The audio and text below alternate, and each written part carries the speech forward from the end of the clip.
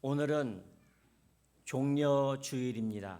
예수님께서 나귀 새끼를 타고 예루살렘 성에 오실 때 종려나무 가지를 가지고 예수님을 맞이하고 나뭇가지를 길에 펴며 호산나 이제 구원하소서라고 외친 그 날이기에 종려주일이라고 이름을 지었습니다.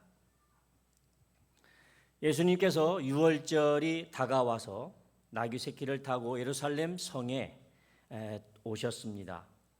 오늘 이 내용은 마태복음이나 마가, 누가, 요한복음 이 네 개의 복음서에 다 기록이 된 말씀입니다.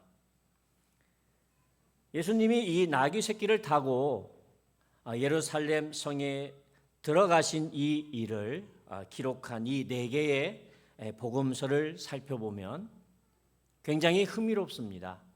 기본적으로 일치점이 있는가 하면 차이점이 많이 드러나는 것을 볼 수가 있습니다. 일치한다라고 하는 것은 예수님이 예루살렘 성을 향해서 가셨고 또 그 성에 들어가셨고 또 성전에 들어가셨다라고 하는 그런 내용들은 다 일치를 합니다. 그런데 일치하지 아니하는 차이점도 있습니다. 여기에서 다 이야기할 수는 없습니다. 예를 들어서 마태나 마가는 예수님이 예루살렘으로 올라가실 때 요단강 동편길을 따라서 여리고를 지나 예루살렘으로 올라가는 그 길을 따라서 갔다라고 이야기합니다. 그러나 누가복음에 보면 그곳으로만 간 것이 아니라 사마리아와 갈릴리 사이를 지나서 예루살렘에 올라가신 것으로 드러나는 것을 볼 수가 있습니다. 이런 차이점들을 우리가 생각을 해보면 누가복음은 굉장히 이 예루살렘으로 올라가는 그 길을 굉장히 길게 다루고 있습니다. 그래서 누가복음 9장부터 시작해서 누가복음 19장에 이르기까지 약 11장에 걸쳐서 예루살렘에 올라가는 그 길의 과정들을 설명하고 있습니다. 이 과정 속에서 예수님은 그냥 요단강 동편길로만이 아니라 사마리아도 들리시고 또 그 여러 지역을 돌아보셨다는 것으로 그 문맥을 잡고 있는 것을 볼 수가 있습니다. 그래서 어떤 의미에서 보면 많은 사건들이 있지만 이 저자에 따라서 성령의 감동하심에 따라 선택하여 이 사건들을 배열하고 있다라는 사실을 우리가 알 수가 있습니다. 그래서 다른 복음서에 나오지 않는 내용이 또 다른 복음서에는 나오고 또 다른 복음서에 나오지 않는 내용이 또 이 복음서에서는 나타나고 있는 것을 볼 수가 있습니다. 이렇게 되어지는 모든 것들을 생각해 보면 그 문맥을 통해서 이 저자가 하고 싶은 분명한 메시지와 그 의도를 가지고 이 복음서가 쓰여졌다라는 사실을 우리가 알 수가 있습니다. 이것을 우리는 이 저자의 의도, 신학적 의도다 이렇게 이야기를 합니다.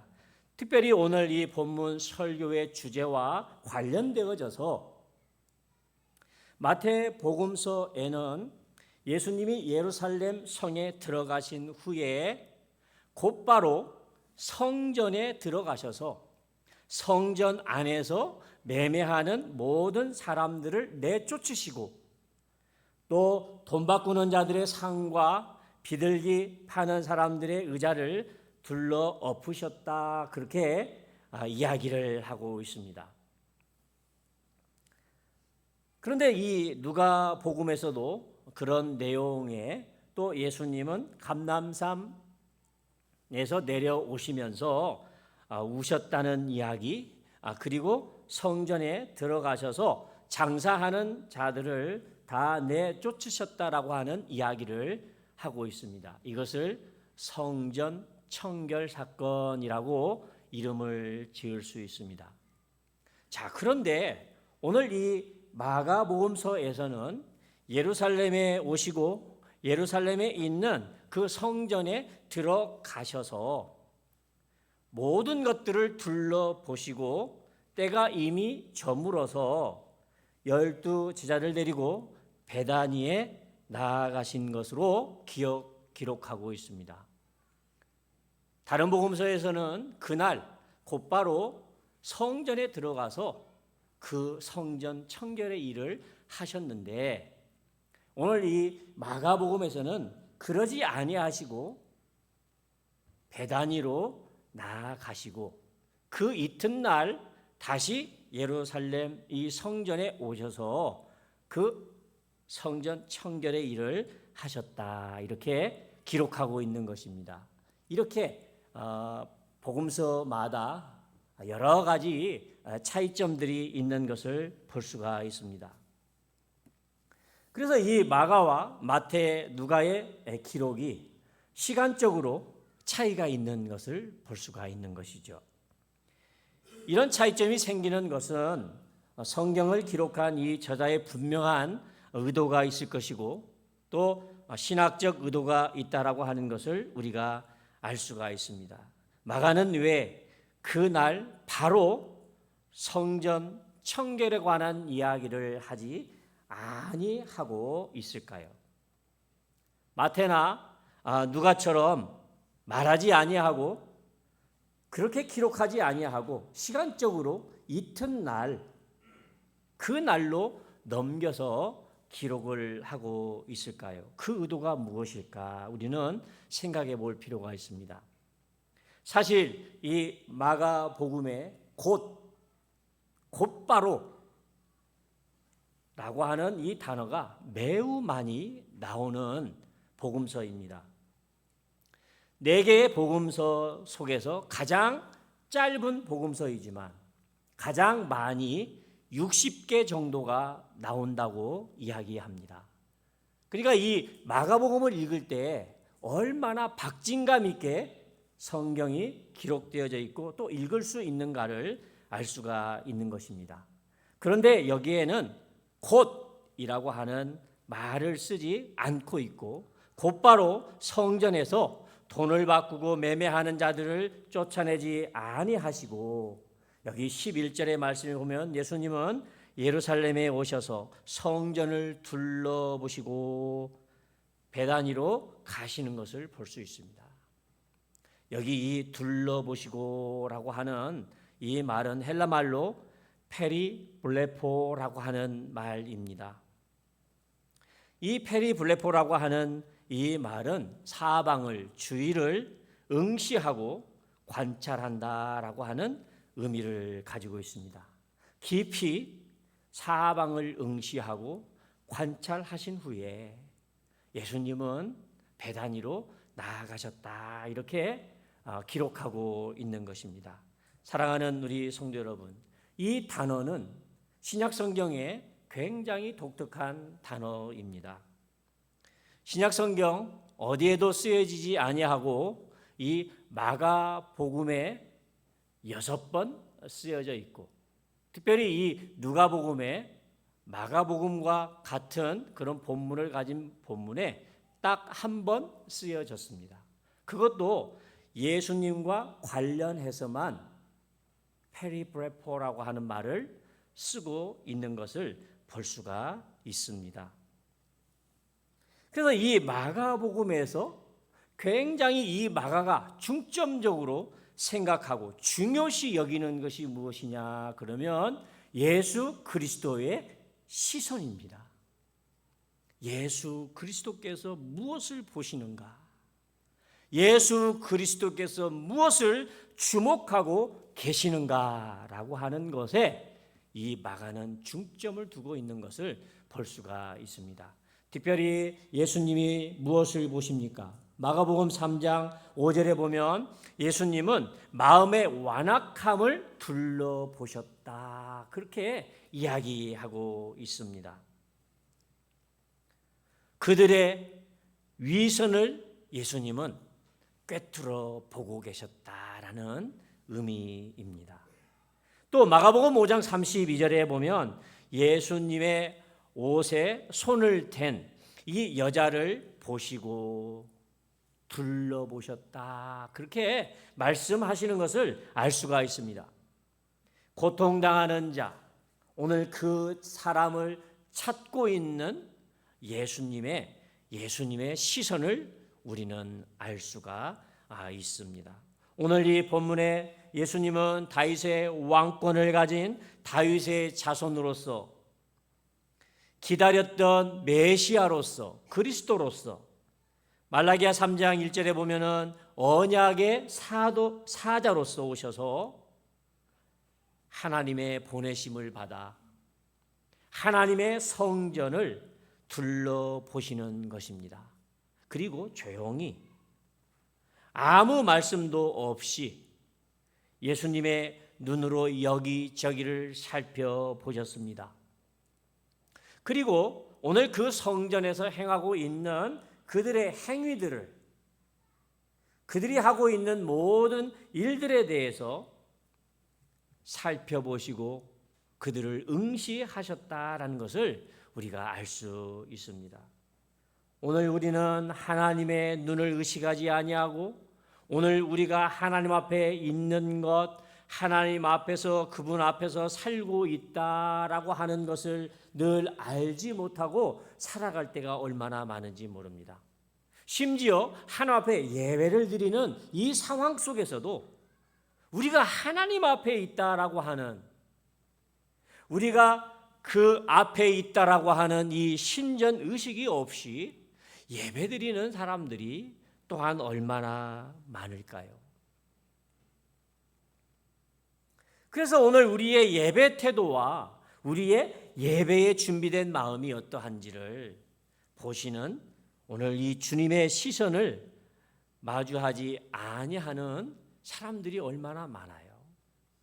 주일의 예배 시간에도 우리 주님의 시선을 주목하지 않고 대면하지 아니하고 오늘 살아가는 그런 신앙인들이 얼마나 많은지 모릅니다. 성경에 보면 하나님의 눈은 어떠한 눈일까를 우리에게 말씀하고 있는데 역대하 16장 9절에 보면 여호와의 눈은 온 땅을 두루 감찰하사 전심으로 자기를 찾는 자들을 위하여 능력을 베푸시나니라고 이야기합니다.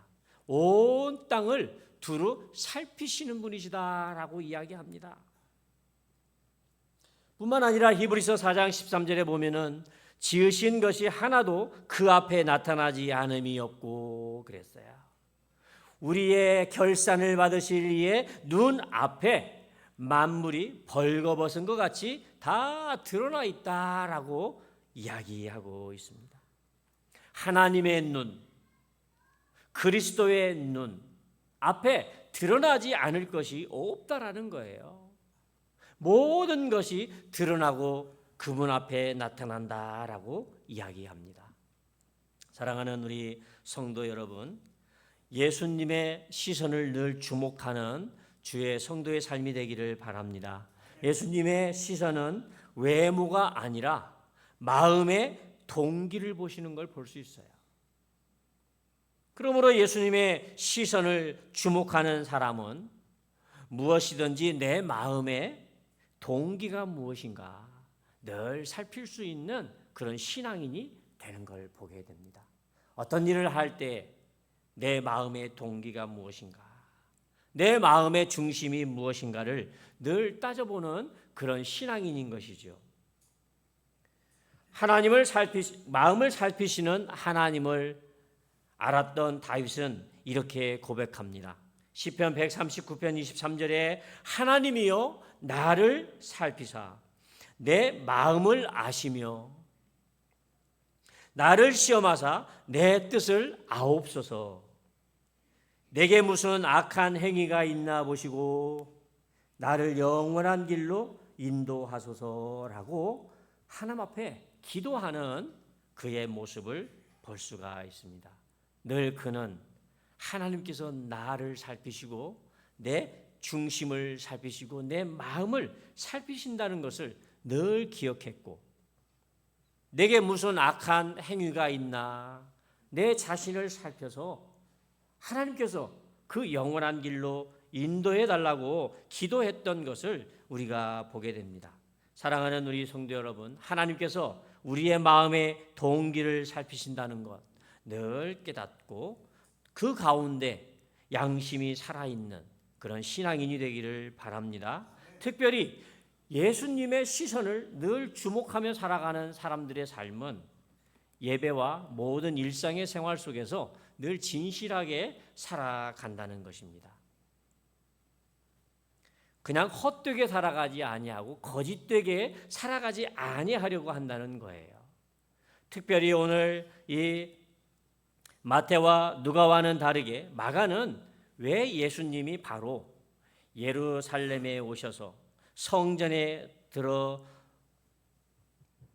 둘러보시고 성전에 더럽혀진 것들에 대해서 아무런 말씀도 하지 아니하시고 바로 베다니로 가셨을까 하는 것입니다. 오늘 우리는 예수님의 그 심판과 예수님의 그 징계는 굉장히 오래 참으심으로 오늘 회개에 이르기를 원하시고 회개의 기회를 우리에게 늘 주신다 하는 것을 우리가 깨달을 수 있습니다. 그래서 오래 참으시는 우리 주 예수 그리스도를 우리가 만날 수 있습니다. 회개할 기회를 하룻밤 늦추어 주시는 것.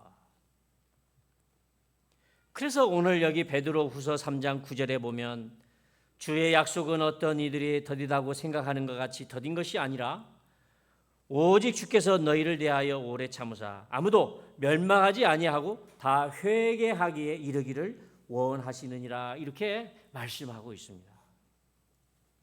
지금 우리가 하루를 살아가고 또 하루가 오늘 우리에게 주어진 것, 어떤 의미에서 하나님의 오래 참으심이 아닐까요?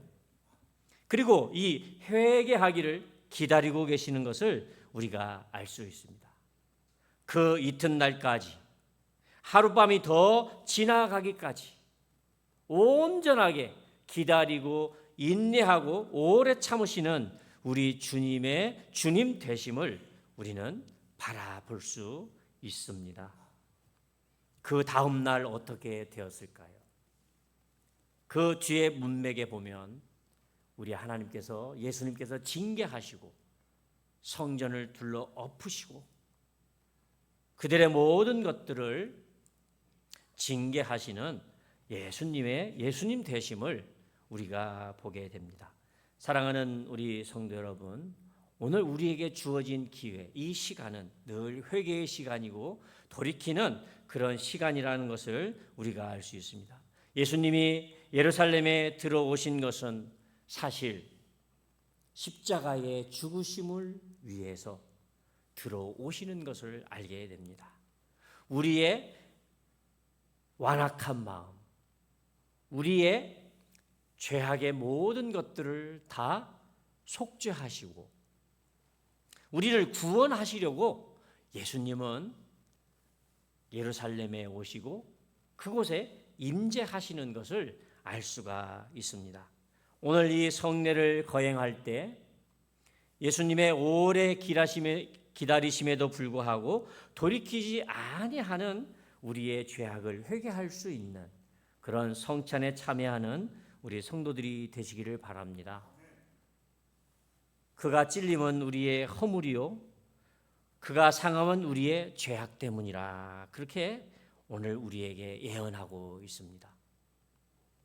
오셔서 말씀하지 아니하시고 둘러보시는 그런 예수님을 기억하고 지금도 우리의 마음을, 우리의 예배를, 우리의 삶을 늘 둘러보시는 우리 주님의 그 시선을 늘 주목하여 살아가는, 경건하게 살아가는 아름다운 주의 성도들 되시기를 예수님의 이름으로 부탁하며 축복합니다. 거룩하신 우리 아버지 하나님, 오늘 우리를 부르셔서 주님 앞에 나아왔지만 주님을 주목하지 못하고 예배하는 오늘 우리의 심령을 불쌍히 여겨 주시고 우리의 삶 속에서 우리 주님의 주님 되심을 기억하고 오늘 우리를 늘 살피고 계심을 알게 하여 주시고 그 긍휼의 눈으로 사랑의 눈으로 우리를 바라보시는 주님의 시선을 늘 주목하여 감격하고 돌이키는 주의 성도의 삶이 되도록 인도하여 주옵소서. 우리 주님의 진노의 눈을 늘 주목하여 늘 회개에 이르는 아름다운 주의 종들이 되도록 은혜 더하여 주옵소서. 예수님의 거룩하신 이름으로 기도합니다. 아멘. 찬송가 500